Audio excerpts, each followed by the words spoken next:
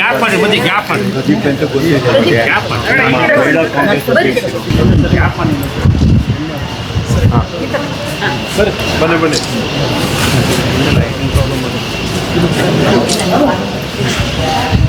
ಕಾಣಿಸಲ್ಲ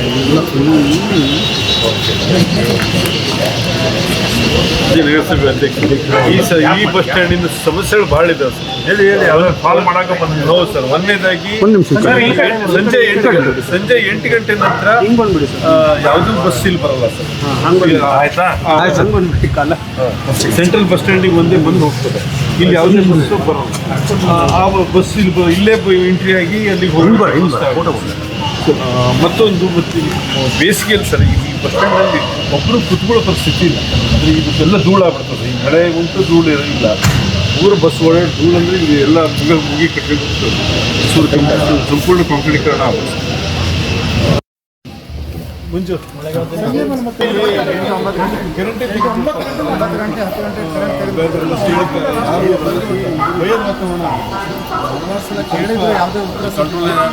ಸರ್ ಏನಾಗಿದೆ ಬಸ್ ಸ್ಟ್ಯಾಂಡಲ್ಲಿ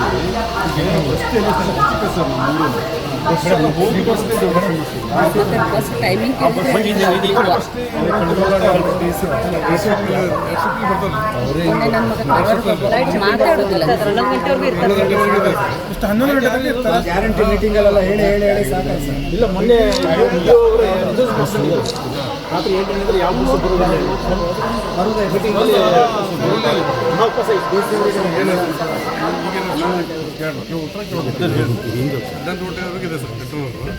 ಅಂದರೆ ಸೆಕೆಂಡ್ ಶಿಫ್ಟ್ ರೈಟ್ ಇಲ್ಲ ಸರ್. ರೈಟ್ ಅಂದರೆ ನೆಕ್ಸ್ಟ್ ಒಂದು ವಾರದಲ್ಲಿ ಕಂಟ್ರೋಲ್ ಕೊಟ್ಟಿದ್ದು ಆಗ್ತದೆ. 1 ಗಂಟೆ ಆಗಿತ್ತು ನೈಟ್ ಶಿಫ್ಟ್ ಕಂಟ್ರೋಲ್ ಸರ್. ಈ ಬಸ್ಸಸ್ ಮಾತ್ರ 11 ಗಂಟೆವರೆಗೆ ಬರ್ತಾ ಇದೆ ಸರ್. ನಮ್ಮ ರೆಕಾರ್ಡ್ ಇದೆ. ಅದೇ ಈಗ ಒಂದು ವಾರದಿಂದ ಬರ್ತಿದ್ರು ಸರ್. ಒಂದು ವಾರದಿಂದ ಬರ್ತಾ ಇದ್ದಾವೆ. ಒಂದು ಚೆಕ್ ಮಾಡಿದರೆ ಈ ಒಂದು ವಾರದಿಂದ ಹೇಳ್ತಾರೆ ಸರ್. ಏನಂತಂದರೆ ಮೊನ್ನೆ ನಾನು ಅಲ್ಲಿ ನೋಡಿದೆ.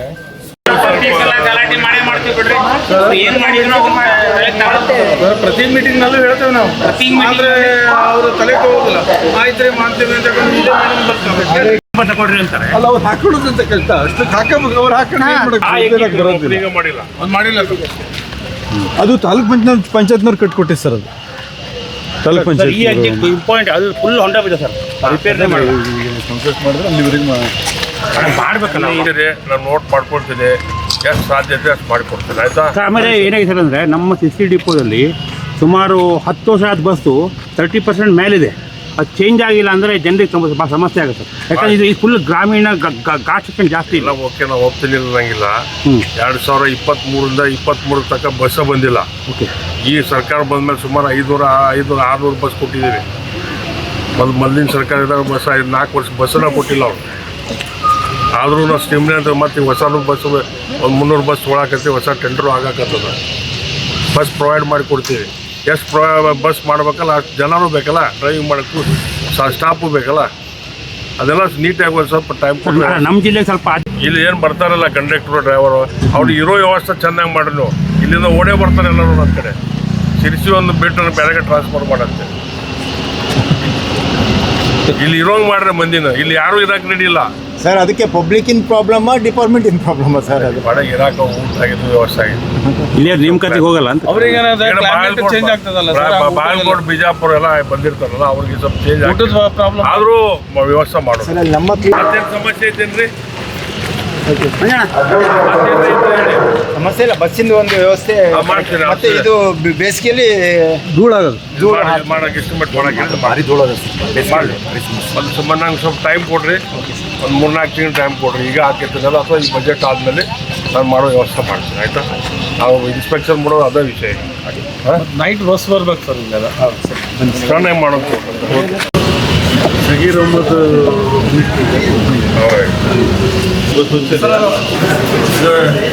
ಮೇಂಟೆನೆನ್ಸ್ ಯಾರು ಮಾಡ್ತಾರೆ?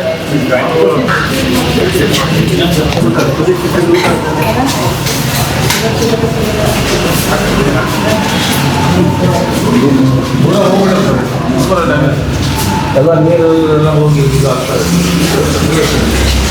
ರಿನೋವೇಷನ್ ಮಾಡ್ತಾರೆ. ಇದೆಲ್ಲ ನೋಡಿ ಎಲ್ಲ ಒಳಗಡೆ ಇದೆಲ್ಲ ಹೊಡೆದು ಎಲ್ಲ ಹೊರಟು ಇನ್ವೆಸ್ಟ್ ಮಾಡಿಕೊಡ್ತಾರೆ ಸರ್.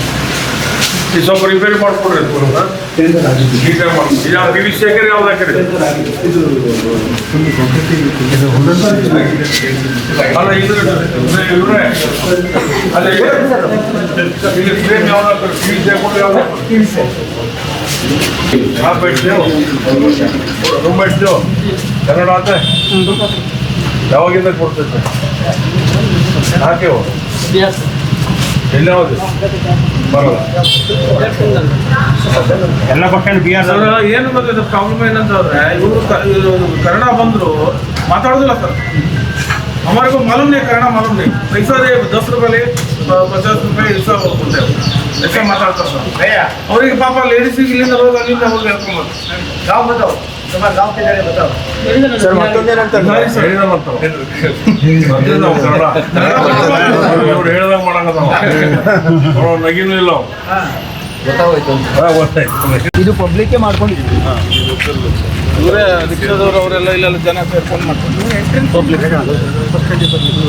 ಇದೇ ಎಂಟ್ರೆನ್ಸ್ ಇದೇ ಎಂಟ್ರೆನ್ಸ್ ಪಬ್ಲಿಕ್ ಇದೆ ಇಲ್ಲ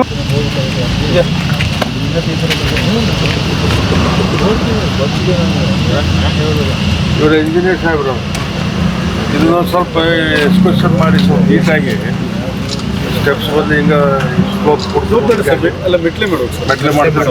ಮಳೆಗಾಲದಲ್ಲಿ ಜಾಸ್ತಿ ಒಳಗೆ ತೊಗೊಂಡ್ರಿ ಸ್ವಲ್ಪ ಒಳಗೆ ತೊಗೊಂಡ್ರೆ ಅಲ್ಲಿ ಸ್ವಲ್ಪ ಇದು ಜಾಗ ಬಿಟ್ಟು ಒಂದು 7-8 ಫೂಟ್ ಜಾಗ ಬಿಟ್ಟರೆ ಸ್ಟೆಪ್ ತೊಗೊಂಡು ವರ್ಕೌಟ್ ಮಾಡಿದ್ರೆ ಇದೆಲ್ಲ ಕ್ಲೀನ್ ಇರಬೇಕು. ಬಸ್ ಸ್ಟ್ಯಾಂಡ್ ಜೊತೆ ಕಾಣಬೇಕು.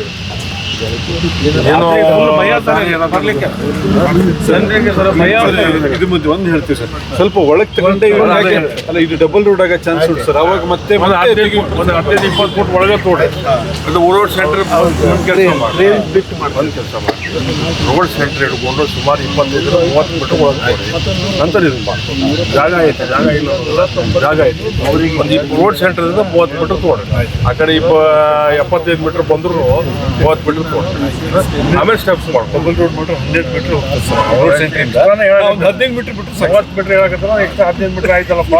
ಮತ್ತೆ ಅಲ್ಲಿಂದ ಇಲ್ಲಿ ಒಂದು ಲೈಟ್ ಇಲ್ಲ ಸರ್ ನೋಡ್ರಿ. ಎಲ್ಲಿ ಇಲ್ಲಿ ಮೆಟ್ಲು ಹೋದೆ ಒಂದು ಲೈಟ್ ಒಂದು ಸ್ವಲ್ಪ ಲೈಟ್ ಹಾಕಿ ನೋಡಿ ಲೈಟ್ ಸಮೇತ ಇಲ್ಲ ಜನರಿಗೆ. ಯಾವಾಗ ಮಾಡಿ ಕೊಡ್ತಾರೆ? 15 ಮತ್ತೆ 8ನೇ ತಾರೀಕು ಕೊಡ್ತಾರೆ. ನಾವು ಬರ್ತೀನಿ ಅವಾಗ ಮಾಡ್ಕೊಡಕ್ಕೆ ಕೇಂದ್ರ ಬಸ್ ಸ್ಟ್ಯಾಂಡ್ ನಿಲ್ದಾಣದಲ್ಲಿ ಶೌಚಾಲಯದ ಒಂದು ಪ್ರಾಬ್ಲಮ್ ಅಲ್ಲೇ ಹೋಗು ದೊಡ್ಡ ಪ್ರಾಬ್ಲಮ್. ಎಲ್ಲಿ ಹೋಯ್ತು ಬರ್ತೀನಿ ನಾನು ನೋಡಿ ಕೇಂದ್ರ ಬಸ್ ಸ್ಟ್ಯಾಂಡಿಗೆ ಹೋಗ್ತಾರೆ. ಫುಲ್ ಇರ್ತಾರೆ ಯಾರು ಬರೋಲ್ಲ. ಎಲ್ಲ ಕ್ಲೀನ್ ಇರಬೇಕು. ಇದಕ್ಕೇನೋ ಒಂದು ಬೇರೆ ಪ್ರೊವಿಷನ್ ಮಾಡಿಕೊಡ್ರಿ. ಪೇವರ್ಸ್ ಹಾಕಕ್ಕೆ ನಮ್ಗೆ ರೊಕ್ಕಿಲ್ಲ ಆ ವಿಷಯ ಬೇರೆ ಬೇರೆ ಏನಾದ್ರು ಮಾಡ್ಕೊಂಡು ನೋಡ್ರಿ ಬಂದ್ಬಿಟ್ಟು ಚೆನ್ನಾಗಿ ಸ್ವಲ್ಪ ನೀಟಾಗಿ ಮಾಡ್ಕೊಂಡು ಇದು ಎಂಟ್ರೆನ್ಸ್. ಇದು ಒಂದು ಬಸ್ ಸ್ಟ್ಯಾಂಡ್ ಗಂಟೆ ಕಾಣಬೇಕು. ಇದು ಒಂದು ಫಿಶ್ ಮಾರ್ಕೆಟ್ ಆ ಟೈಪ್ ಕಂಡ್ರೆ ಹೇಗಾಗುತ್ತೆ. ಇದು ಸ್ವಲ್ಪ ಹೂ ಬರೋದ್ರಲ್ಲಿ ಕಟ್ ಮಾಡಿ ಮಕ್ಕಳು ನಾನೇ ಇಲ್ಲಿ ಬಸ್ಸನ್ನು ಅಡ್ಡ ಹಾಕಿ ಅದು ಬಸ್ ಸ್ಟ್ಯಾಂಡ್ ಸಮಸ್ಯೆ ಬಸ್ ಸ್ಟ್ಯಾಂಡ್ ಸಮಸ್ಯೆ ಹೇಳ ಬಸ್ ಬರುವುದೇ ಇಲ್ಲ ಬರುವುದಿಲ್ಲ ಅಂತಂದ್ರೆ ಈಗ ಒಂದು 4 ದಿನ ಆಯಿತು. ಇಷ್ಟು ರಾತ್ರಿ ಇರ್ತದೆ. ಈಗ ನನಗೆ ಸುದ್ದಿ ಸಿಕ್ತು ಅವರೇ ಡ್ರೈವರೇ ಬರ್ತಾರೆ, ಸೀಲ್ ಹೊತ್ಕೊತಾರೆ, ಹಾಗೆ ಹೋಗ್ತಾರೆ, ಯಾರೂ ಇರೋದಿಲ್ಲ ಅನ್ನೋದು ನಮ್ಗೆ ಸುದ್ದಿ ಸಿಕ್ತು. ಅಂದರೆ ಇದು ಬಸ್ ಬರ್ತದೆ ಸರ್. ಕ್ಲೀನಿಂಗು ಮತ್ತೆ ಮಾಡಬೇಕು. ನೈಟ್ ಶಿಫ್ಟ್ 11ರಿಂದ ಬೆಳಗ್ಗೆ 6 ಗಂಟೆ ಇಸ್ಕೊಂಡು ನೈಟ್ ಶಿಫ್ಟ್ ಸ್ಟಾರ್ಟ್. ಇನ್ನು ಮುಂದೆ ಕಂಪ್ಲೇಂಟ್ ಬಂದ್ರೆ ನೋಡೋಣ. ಈಗ ಒಮ್ಮೆ ಅವಕಾಶ ಕೊಡೋಣ. ಒಮ್ಮೆ ನಾವೆಲ್ಲ ಈಗ ಮಾಡೋಕ್ಕೆ ಎಲ್ಲ ಅವಕಾಶ ಕೊಡೋಣ. ಒಂದು 2 ದಿವಸ ವ್ಯವಸ್ಥೆ ಮಾಡ್ತಾರೆ. ನೀವು ಮಾನಿಟರ್ ಮಾಡಿರಿ. ಮಾಡಲಿಲ್ಲ ನನಗೆ ಫೋನ್ ಮಾಡಿ ಮಧ್ಯರಾತ್ರಿ ಬಸ್ಸಲ್ಲಿ ಬರ್ತಾರೆ ಸರ್. ಇದು ವಯಸ್ಸಾದವರು ಮೊನ್ನೆ ಒಂದು ವಯಸ್ಸಾದ ನಿಮಿಷ ಅವನಿಗೆ ಸ್ವಲ್ಪ ಕರೆಂಟ್ ಏನು ಪ್ರಾಬ್ಲಮ್ ಐತೆ? ಕರೆಂಟ್ ಆಫ್ ಮಾಡ್ಬಿಡ್ತಾರೆ ಸರ್. ನಿಮ್ಮ 9 ಮಂದಿ ಕರೆಂಟ್ ಆಫ್ ಮಾಡ್ತಾರೆ ಸರ್. ಅದು ಹೇಳ್ತಾರೆ ಸರ್ ಲಿಮಿಟೆಡ್. ಅದು ಯಾರು ಹೇಳ್ತಾರೆ ಸರ್? ಇದು ನೋಡ್ರಿ ನಾ ಹೇಳಿದ್ದೀನಿ, ನೀವು ಸ್ವಲ್ಪ ನೋಡ್ರಿ ಆಮೇಲೆ ಕರೆಕ್ಟ್ ಅಂತ ನಾನು ಸರ್. ಮತ್ತೊಂದು ಏನಂದ್ರೆ ಎಂಟ್ರೆನ್ಸಿಗೆ ಸ್ಟೆಪ್ ಒಂದೊಂದು ಕಾಮಗಾರಿ ರೋಡ್ ಗಟರ್ ಮಾಡ್ಬೇಕಾದ್ರೆ ತೆಗೆದ್ರು. 1 ವರ್ಷ ಆಗಲಿ ಬಂತೀಗ ಇನ್ಮೇಲೆ ಆ ಸ್ಟೆಪ್ ಕಟ್ಟಲಿ. ನೋಡಿ ನಾಳೆ ನಾನೆಲ್ಲ ಇದು ಬರೀಬೇಕು. ಪೇಂಟ್ ಹೊಡೆದಾರಲ್ಲ ಅಲ್ಲಿ ಇದೇನೋ ಇದು ಹಚ್ಚಾರಲ್ಲ ಅದು ಹಚ್ಚಾರ. ಇನ್ನೂ ಸರ್ ಹೊಸ ಬೋರ್ಡ್ ಹಚ್ಚಿದ್ದಾರೆ. ಇವತ್ತೊಂದು ಹಚ್ಚಿದ್ದಾರೆ ನೋಡ್ರಿ, ಎಷ್ಟು ಫ್ರೆಶ್ ಉಂಟು ನೋಡ್ರಿ. ಅಲ್ಲಿ ಪೇಂಟ್ ಹೊಡೆದಾರ ನೋಡ್ರಿ. ಇದೇ ಇಲ್ಲೊಂದು ಬೋರ್ ನೇತ್ ಹಾಕ್ತಿದ್ರು, ಅದಕ್ಕೆ ಟವಲ್ ನೇತ್ ಹಾಕ್ತಿದ್ರು. ಇದು ದೊಡ್ಡ ಪ್ರಾಬ್ಲಮ್ ಇದೆ ಸರ್. ಸರ್ ಇದು ಇವರೇ ನಾಳೆ ಎಲ್ಲ ನಾಳೆ ಬರ್ಸ್ಬಿಡಿ. ಬುಕ್ ಇಲ್ಲಿ ತಿರ್ಬರಬೇಕು. 10 ಲಕ್ಷ ಡಿಪಾಸಿಟ್, 1,80,000 ತುಂಬಬೇಕು. ಇಡೀ ಬಸ್ ಸ್ಟ್ಯಾಂಡ್ ಕ್ಲೀನ್ ಮಾಡಬೇಕು. ಇಡೀ ಬಸ್ ಸ್ಟ್ಯಾಂಡ್ ಅದೆಲ್ಲ ಪ್ರಾಬ್ಲಮ್ ಇದೆ, ದೊಡ್ಡ ಪ್ರಾಬ್ಲಮ್ ಇದೆ. ಅವರಿಗೂ ಅಷ್ಟೇ ಪ್ರಾಬ್ಲಮ್ ಇದೆ ಸರ್. ಅರವತ್ತು ಅವ್ರಿಗೆ ಕಂಟ್ರೋಲ್ ಮಾಡಿ ಸೈನ್ ಮಾಡಿ ಅಂದರೆ ಇದನ್ನು ಮಾನಿಟರ್ ಮಾಡ್ಬೇಕು ಸರ್ ಅವರು.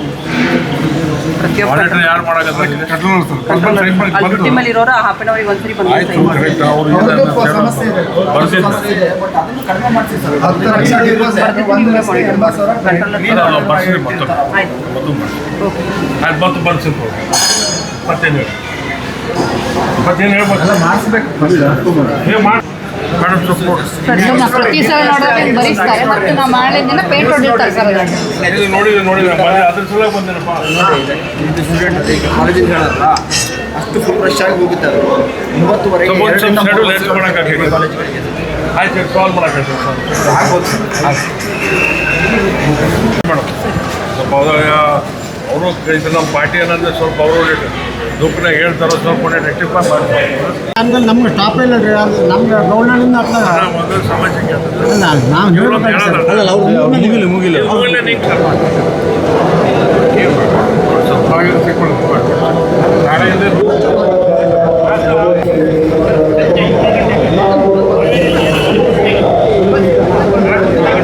ಟೆಂಡರ್ ಕರೀಲಿಲ್ಲ.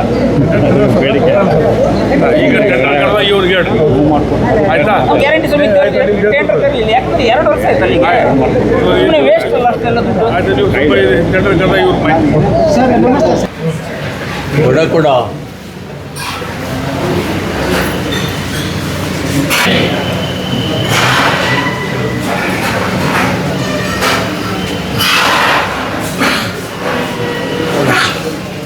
ಗ್ಯಾಸ್ ಹಿಂಗೆ ಇಡಕ್ಕೆ ಬರಲ್ಲ, ಇಡೋದಲ್ಲ ಇಲ್ಲಿ. ಗ್ಯಾಸ್ ಇಲ್ಲಿ ಇಡಕ್ಕೆ ಬರೋದಿಲ್ಲಪ್ಪ.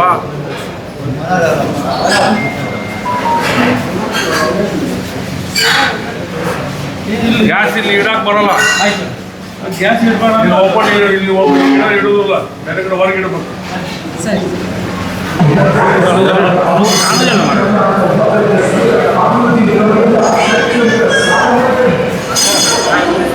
ಸರ್ ಒಂದು ಫುಲ್ ಉಗಿದ ಗಲೀಜು ಮಾಡಿದ್ದಾರೆ.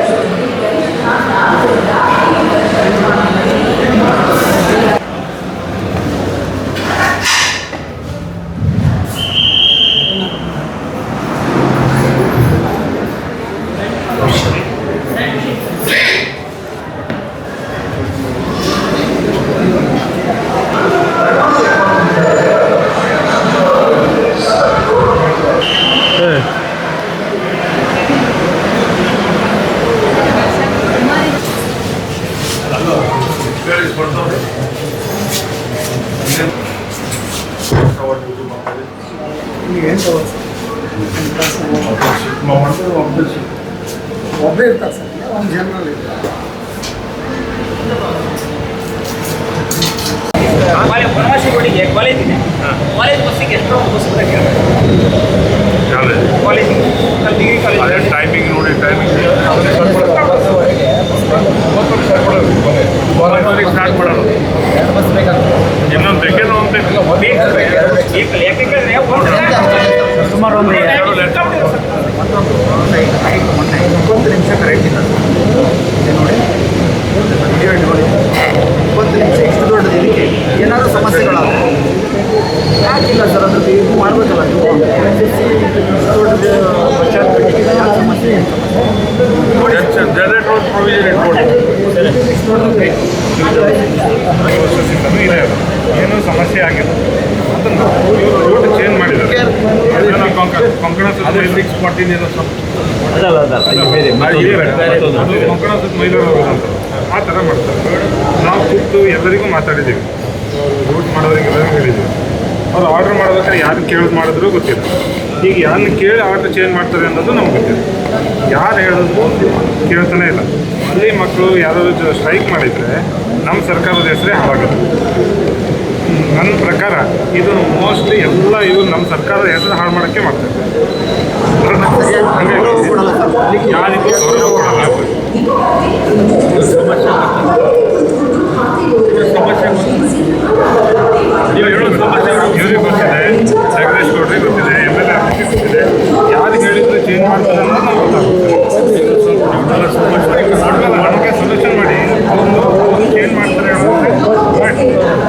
ರೋಡ್ ಚೇಂಜ್ ಮಾಡೋದ್ರೆ ಚೇಂಜ್ ಮಾಡಿ. ಯಾಕೆಂದರೆ ಅದರಿಂದ ಸರ್ಕಾರಕ್ಕೆ ಇವರಿಗೆ ಡೆಪ್ಯೂಟ್ ಮಾಡೋಕ್ಕೆ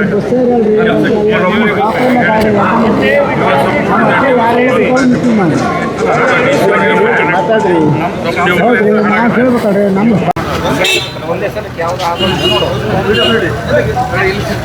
ಆಯ್ತು ಸರ್.